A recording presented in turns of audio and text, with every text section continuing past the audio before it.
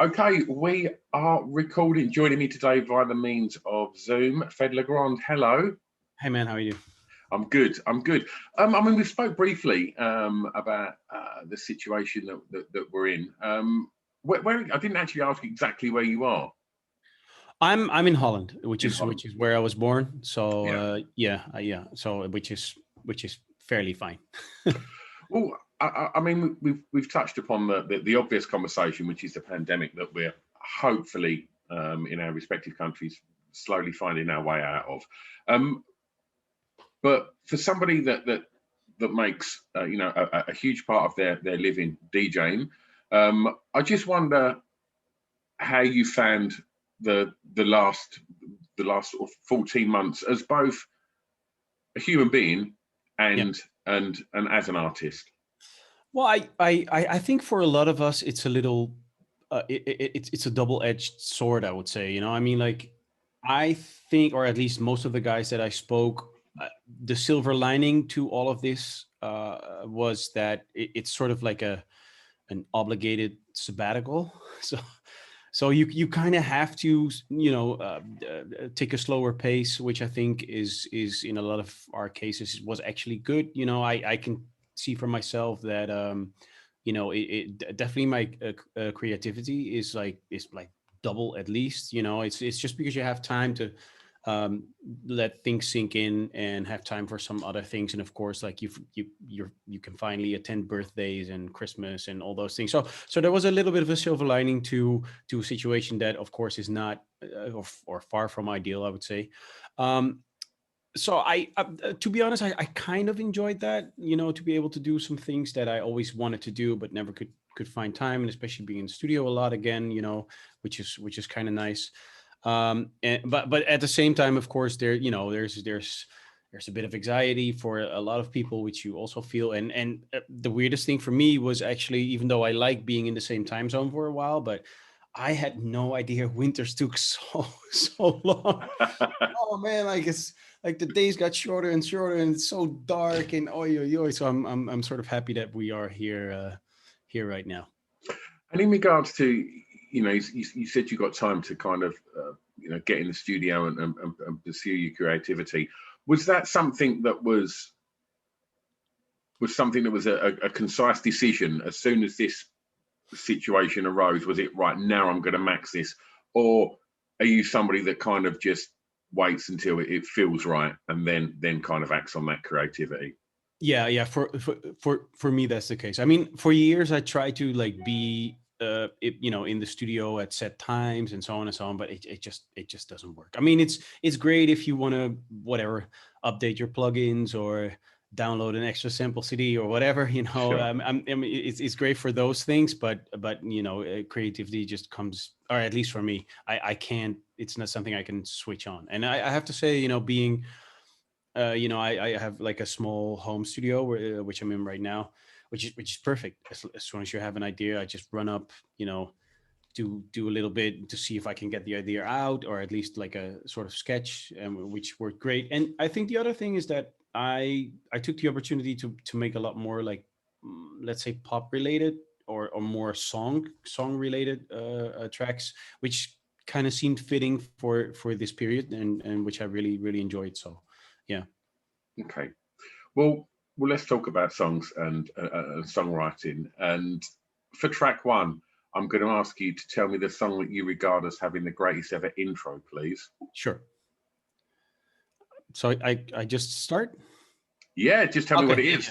Well, I mean, there's so many songs, but for me, it's Pharaoh Munch and Simon Says. I mean, I know it's actually a sample from I think a Japanese Godzilla movie, but I think that's what makes it so epic.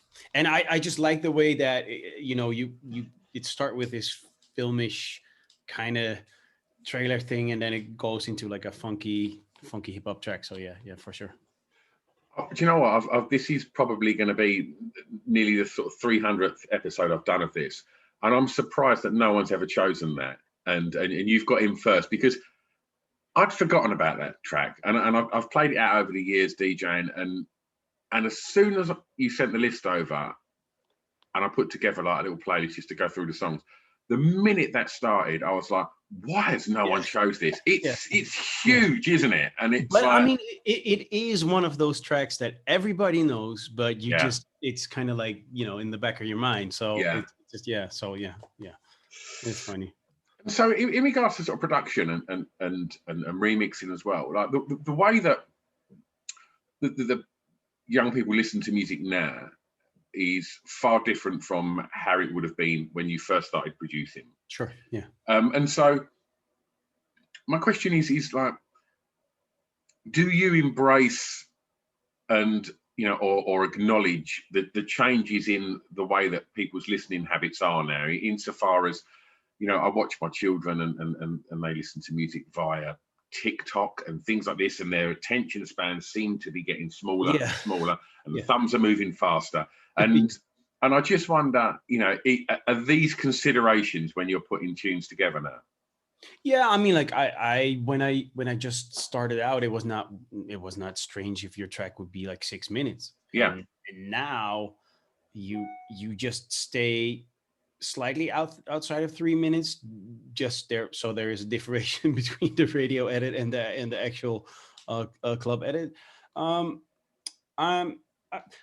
mean, to be honest, I think if you can manage to tell what you want to tell with your music within those 3 minutes, or even if it's within 2 minutes, I mean, like it's I think it's fine, but I don't think it should be a mandatory thing or something. I mean, it's just I mean, I like to compare music to food, because that makes it clear a lot of times. I mean, it is a bit of it, because there's so much of it. I mean, it's so relatively easy to own a studio, which is basically a laptop and a headphone, theoretically.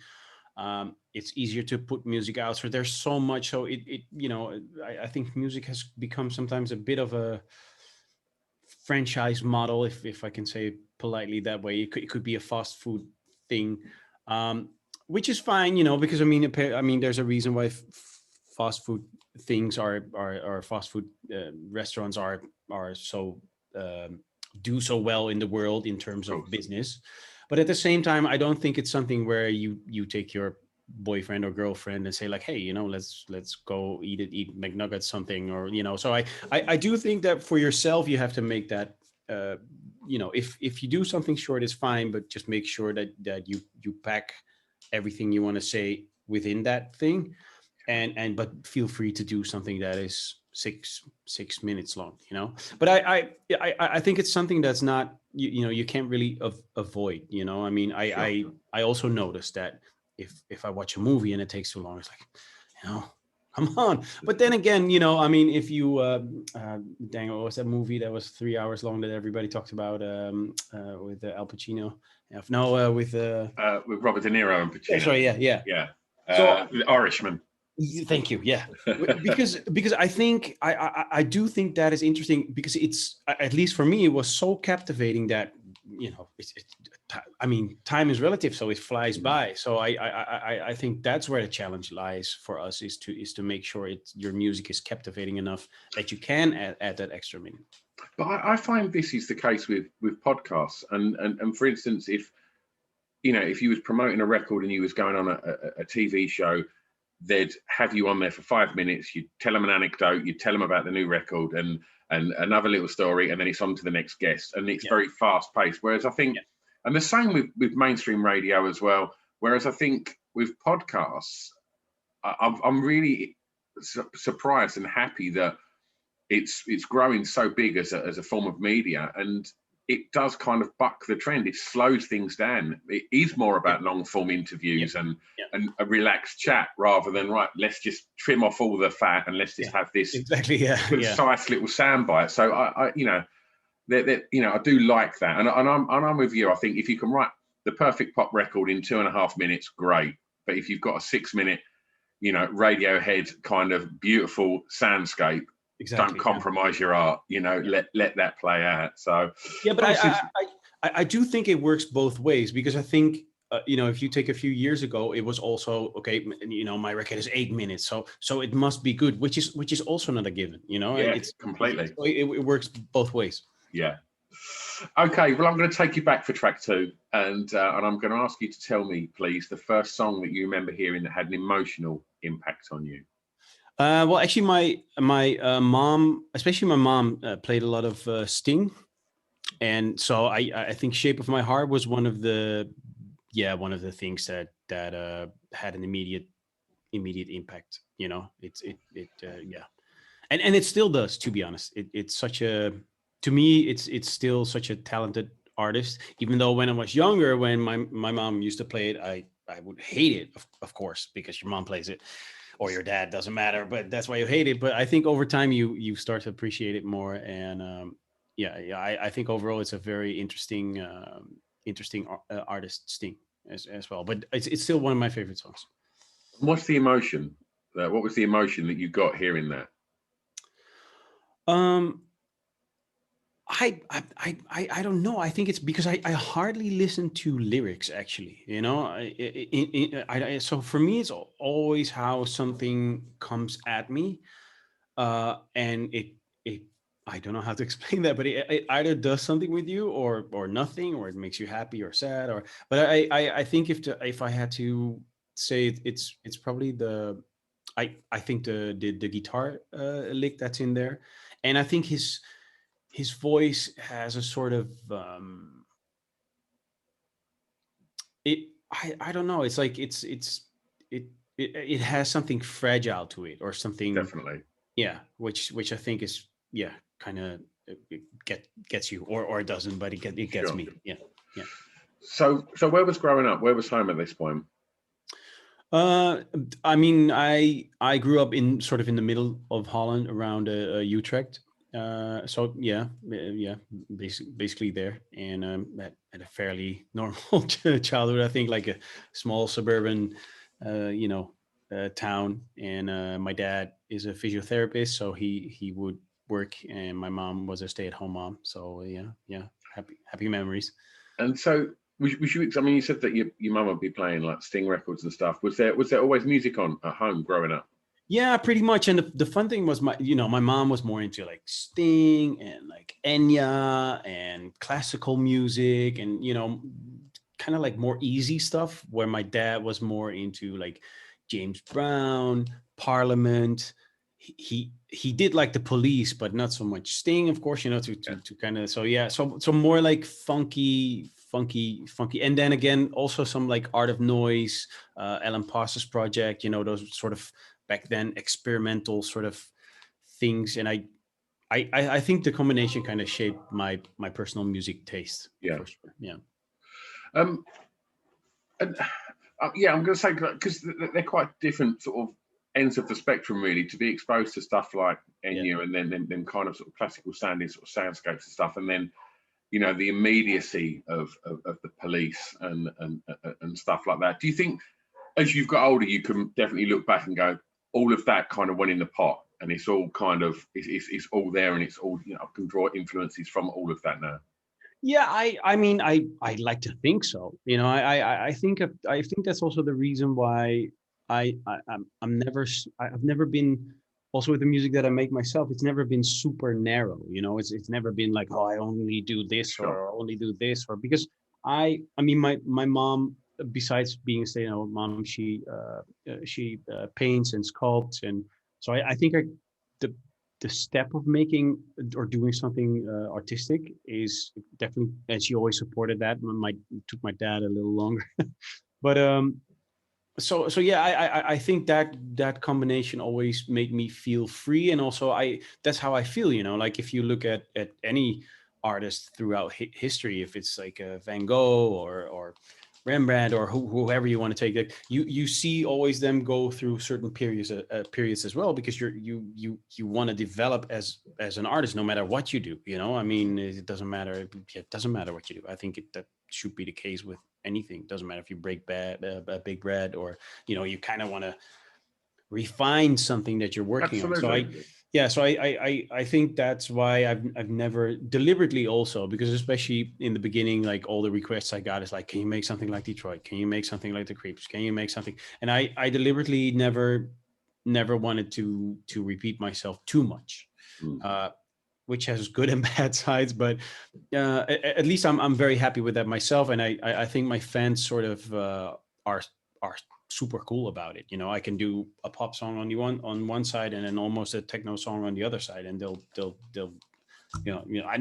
I'm not saying that they like everything, but at least they accept the fact that I do those things. So I think that's what I took away from it the most. Yeah. Yeah, I think that's important as an artist to be able to do that and have that freedom to create what you're happy doing. Yeah, I mean, I think there's so many parts about being an artist. You know, I mean, like, and it doesn't matter if it's DJ wise or if you're a singer, but I mean, there's a huge entertainment part about it as well. In some cases, you know, I mean, yeah, just name them. You know, like Bowie or Madonna or Michael Jackson, which is probably one of the most or the height of entertainment as well. Even though Sure. he was an amazing artist, but so but I've never been like I mean I'm comfortable on the podium, but I've never been an amazing entertainer. Sure. I personally think.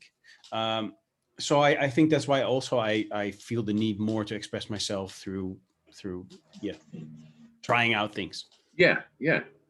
Well, going to stay in the formative years for the next question, and I'm going to ask you, please, to tell me the song that reminds you of your time at school, please. Yeah, well, I mean, there's so many, but let me see. Oh yeah, yeah. I chose Heavy D and the Boys. Now that we found love. Okay. I mean, I don't have like a very specific. I mean, I used to, I still do actually, but I used to love dancing. I used to be in like this little hip hop group when I was like teeny tiny, and but this song kind of I don't know. I actually loved school. I was bad at it, but I loved school. So this has that happy vibe to it that sort of represents the fun I had at school. Did you have any idea what you wanted to be when you was at school? Uh, no, not really. Not. I mean, I started with we say you guys call it mobile disco. That's how you Yep. call it. Yeah, yeah. Like very early on. So that interest was always there, but I like dancing. I like sports. Yeah. So I don't know. There were several things, but I never really. I mean, I imagined myself doing something creative always. You know. But music kind of sort of in hindsight was sort of like always there, and then I started to have like a side job as a DJ in a little cafe, and that's I think where it was game over. I Yeah. didn't want to do anything else anymore. Yeah. Yeah. And I mean, obviously, you mentioned that you're not super comfortable as an entertainer on that side of being an artist, and however you've stood behind decks on some of the biggest stages in the world. So I just want to ask you, even in the at school and them early shows right the way through to now, have you always had have you been are you confident as a person? No, I well, yes and no. I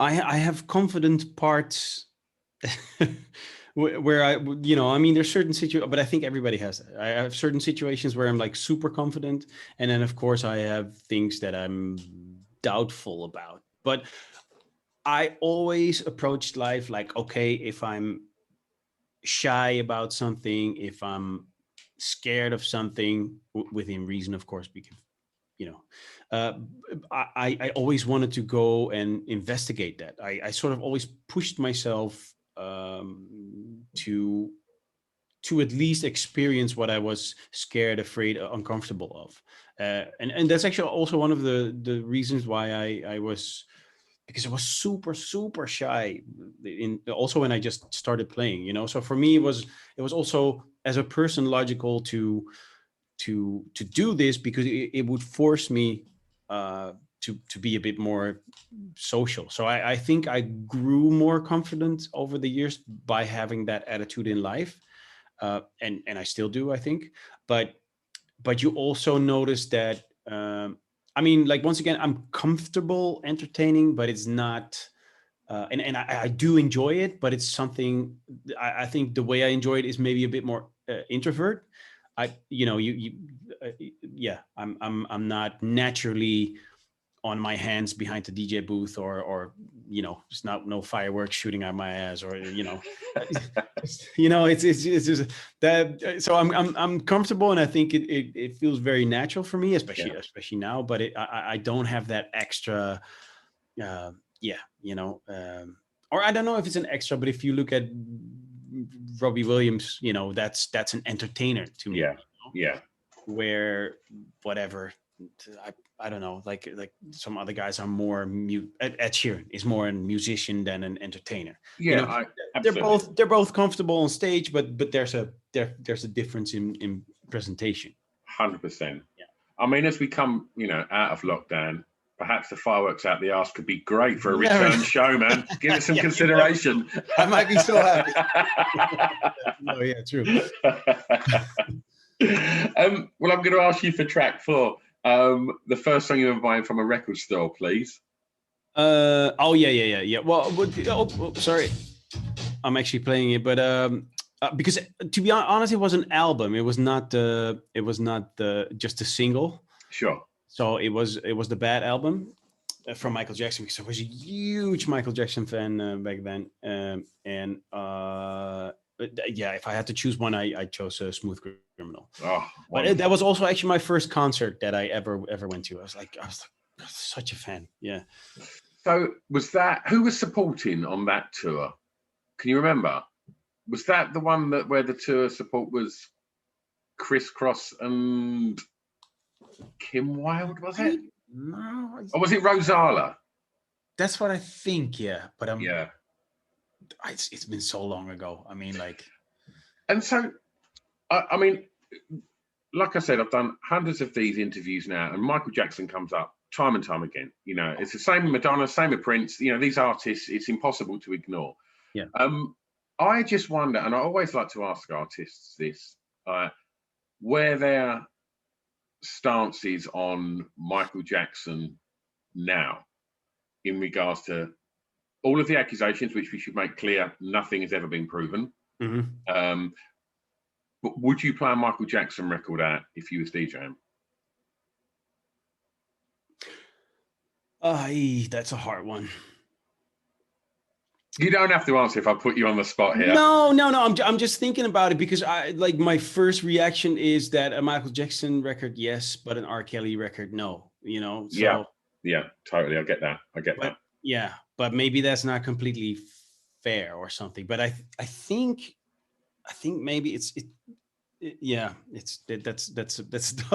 a tough one. I'm comfortable listening to Michael Jackson records because they've formed such. I think it's that thing, if you can separate the music from the artist, or the music from the man, however you want to sort of phrase it. And I rarely hear Michael Jackson records on the radio now, but when I do hear them, I still get a lot of joy from them, because they remind me of such a big part of my life growing up. Yeah. But I'm not sure if I play them out. No, but I have to say, it's not the first thing that pops to my mind. It's sort of like if somebody mentions Michael Jackson, I think of the music first, and where with like some other cases, like I mentioned, it's the other way around, sort of. Yeah. But I mean, it's more that is before my time. Because if I would choose an artist, which is also a little controversial, I would rather actually choose James Brown, because everything that came after him, which is Michael Jackson, Prince, Justin Timberlake, it's all inspired on him, 100%. So, but I was just not it was not for my time. So yeah. Sure. Okay. I mean, and also just talking record stores, as a young man, and then as a teenager, and as somebody that was fast forming an incredible career as a DJ producer, how important were record stores growing up? I still miss them to this day, because it was also sort of it was a social thing as well, and it's kind of like I mean, even though in the beginning I hated it, because when you come in like a proper record store for the first time, you only get the stuff that's on the wall and not behind the counter, which was a whole thing back then. It's like you kind of had to earn that spot to get, and then it's ridiculous, isn't it? It's so ridiculous, and you're in awe. You're so in awe of them people behind the counter, like they're gods. It's amazing. Yeah. But at the same time, it kind of had, I don't know, it kind of had I don't know. It's like it's like saving for something, when you save up for something, it kind of had that same, because if you would be a regular client, you would get a little bit more. And then in my case, I started playing at like a locally respected club, so I would get even a little bit more. And, so it kind of had a charm as well, but also like discussing different things. And then, either trying to stay as late as possible, because I knew that one of the distributors would bring like new records, and then stay as late as possible. And then I mean it was a whole thing, just sometimes if there only were 3 copies, trying to buy all 3 of them, so you will be the only DJ in the region to so there were a lot of games which were frustrating at the same time as well. But I don't know, it sort of had I just have good memories about it, because I mean now you just go online and Yeah, that's exactly what I was going to say. That whole journey that you just explained there, with the quest of getting this great record. Like you can, I'm sure of so many records that you could pull out of your box that you bought from that store back then, you could have some kind of journey or story attached to. Whereas now, for good or bad, I don't want to come across like, an old granddad going like, no, it's better in my day.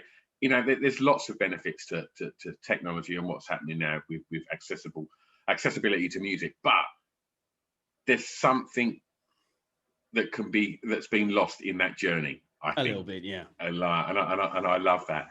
And while we're talking about that journey, and I touched on confidence earlier, the world of DJing and work as a producer, it's in the music industry, famously one of the most difficult industries to certainly achieve the level of success that you've achieved.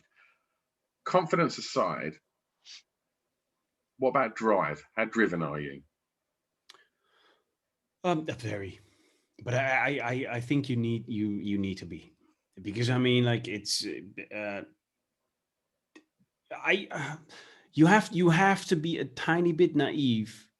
I would even say, because there's just so many parts of it that are not easy, or not nice, and not glamorous, and not there's a lot of stuff out there that is not the main stage, so to speak. So I think your drive is necessary. You really, really have to love the full 100, because otherwise it's just undoable. I mean, I'm not complaining or something, but I had many tour managers that just gave up after a few months, like, bro, like, so it's and I'm fairly easy, I mean, of course I also grab my party left or right, but I'm fairly easy in that way. So it's just brutal, and sometimes the competition as well. I do have to say, I think it's a bit of an advantage being from Holland, because I think even though there's some competitions, I think in general we kind of click together and help each other a little bit. So I do think that is nice, because I've seen some other countries where people really hate each other's guts, and like really trying to block things, and I mean, so I think that's good, but you have to be maybe not so much confident, but definitely have a strong backbone. If I could say it like that, you have to be able to take some, but now as well, I mean, like, it's so easy. It still takes effort and courage to put your little baby, your new track or whatever out there, and then it's so easy for everyone to like spit on it, shout at it, kick at it. It's so I would say like have a spine even more than. And in an industry where you know, when you mentioned Bowie and obviously Jackson and things like that, you know, back then you could put records out and you can be shielded by labels and things like that. And you know, but in a world of YouTube and social media, the minute you put something out, you can get trolls saying horrific things, Yep. you know, about your creativity and Yep. things like that. And I'm not suggesting you've been exposed to that, but if you have, like, do you just ignore that? Do you ever engage with you know, with anyone saying like you know, the criticizing unnecessarily, not something that's just, it's not for me, but when you know you can get some fucking awful people on social Yep. media, Yep. and I just wonder like how you deal with any kind of sort of negative stuff on there. I to be honest, like I check my mood. Let me put it that way before I read anything. If I want to read anything, because yes, Yeah, I do, because you kind of want to know what your fans are thinking. But if you already sort of are not like completely, 100%, feeling comfortable, or I don't know, you had a rough week or whatever, So I do really check that, because I used to read everything all the time, but the strange thing about just being a human, I guess, is like you can have literally 100 comments that are super nice and great, and there's just this one asshole that just writes something horrendous, and that's what gets you. yeah, And especially if you read just before you have to go on, you're like, oh, and it kind of kills your mood. So I'm just aware of when I'm going to read something. yeah. That's great advice. Check your mood before you check your socials. No, yeah, That's really. great. Yeah. Well, we've spoke so much about DJing and clubbing so far. So for track 5, I'm going to ask you to tell me the song that soundtracked your year's clubbing. Oh yeah. That's Moral's Groove, or George Morel, I should say, and then Let's Groove. Yeah, that for me is just like, I don't know, maybe one of the biggest club anthems of all time. Yeah. Because it just also keeps coming back. So yeah, that's yeah. So was you sort of, did you experience a lot of sort of clubbing as a sort of teenager, and and as you sort of approaching your 20s and stuff, or was this the point when you was really focused on trying to get where you got? Was clubbing, was you always behind the decks, and are you just as comfortable the other side? No, I especially in like, well, for me, it's strange enough. It started with I had a friend who taped like a pirate radio station every night. That's where the interest for house came from. We were like, whoa, what is this? And sometimes, because it was, he would just back with when you had cassettes, he would just put it on before, just before he went to sleep, because Yeah. it was in the middle of the night, and sometimes you would just catch static. So there was definitely an interest. And then I had some friends who took me like to, like, I wouldn't say, I mean, not super underground, but more underground parties. And I was just always there for the music. I was just intrigued.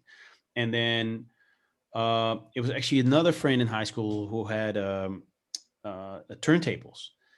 And I think that's where I really got because I was already interested in, but I also like hip hop, and I'd like different stuff, but also dance music, and I kind of like that whole atmosphere. And I was sneaking out kind of like pretty young, I guess, already. So yeah, but when I got introduced to turntables, it was that, yeah, I was And, hooked. and so what was that at that point? Was you interested in sort of beat matching, or was you interested in scratching and sort of more sort of turntablism and stuff? No. Beat matching, definitely, because I mean Yeah. it definitely was, because I think there was a certain transition. I started out, I think, with hip hop, but I think a lot because there's so many funk and soul in early hip hop, and that's sort of what like I told you, grew up on. Yeah. So that was an automatic match. But then at a certain point, it was too much about, look at me in my so many cars, so many women, la di la di, whatever. There was no political message or whatever, or no happy things, or it's just whatever. It's not for me. I don't live Yeah. in the ghetto. I've never lived in the ghetto. I don't feel the need to shoot people, or, and Yeah. also because I was fairly young. So yeah, so that I just didn't feel that anymore. And then at the same time, like I got more and more through friends, actually more and more into house music and different kinds, because the guy that sort of taught me how to play records was really into acid. Okay, what's this? And so it was more interest, so that kind of like came together nicely. And then yeah, I don't know, like I don't know. Yeah, it's weird why beat matching can be so addictive. Yeah, I don't know. yeah, absolutely, Yeah, absolutely. it's just strange. Well, for track 6, I'm going to take you home and ask for a favourite song from an artist from your home county, please. Yeah, that was really hard. Because I mean, to be honest, like I don't think Dutch music is the ideal music to sing in. I mean, I think that's probably where we create electronic music. But I mean, if it would be French or Portuguese or Spanish, sure, but Dutch is not the greatest language to sing in. So I actually chose someone that sings in English, which is a Postman. They sort of had a short career, but I think it's done very well. And the song is called "You Wait." I mean, it's straight up reggae, but Yeah. it's just yeah, I love that. And I love that song. I think it's done really well. Well, I want to check some out, because I'd never heard of them until you sent it over. And then went and explored some more of their stuff, and it is, as you say, that the bones of it's definitely reggae, but there's also, listening to some of the other stuff, there's definitely sort of like a ska influence in there as well, Yeah, and totally. like Yeah. lots of that kind of upstrokes and stuff. It's like, yeah, it's really, really, yeah. I thought it was great.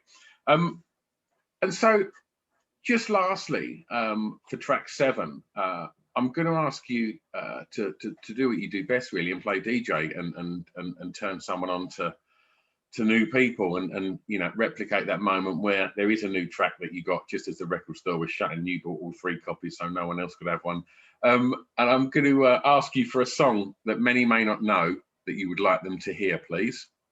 Well, I think that I do think that there is a good group of people out there that know this song, but I think there's a few artists, because I was doubting, there's a few artists that I think just didn't get enough attention by the mainstream. So that's Sure. mainly why I chose the song, which is Janelle Monáe and Tyro. I think she got quite a lot of attention as a person, but I think some of her music is absolutely amazing as well. So I just would like a bit of extra interest there from people in general. Yeah.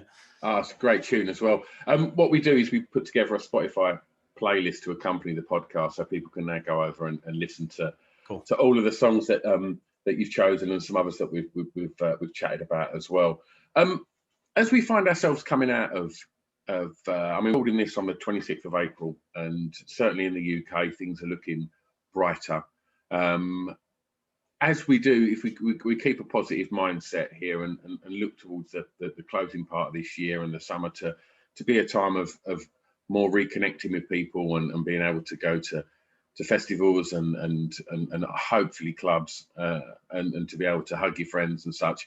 What are you looking forward to personally, and what's going to be happening professionally? To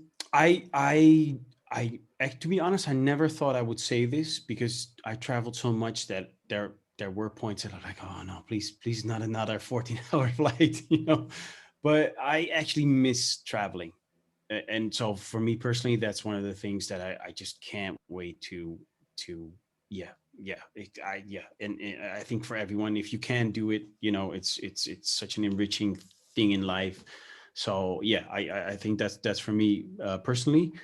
And I mean in the business, I'm just really curious, because I made so much music, which is I think I pretty much have my whole release schedule for the rest of the year already. So I'm just really curious if people that listen to the music coming out experience the same, let's say, freedom or left turn or right turn, or however you want to call it, that I took in making this. And I just hope they enjoy it as much as I did making it. Yeah. Wonderful. And if people want to keep up to speed with shows when they happen and releases, where's the best place for people to keep up to speed with what you're doing? I mean, if you really want to know everything, like you know, my website is always fine, feddelegrand.com. And otherwise, you know, everything is Fedde Legrand, so it's pretty easy. And so you can do Instagram, TikTok, or Twitter. Wonderful. Fedde, I've had a real lovely time chatting with you today. Thank Same you here, so man. much for your time. Cool. No, thank you. Okay, take it easy. I will. Cheers. Thank you. Bye-bye.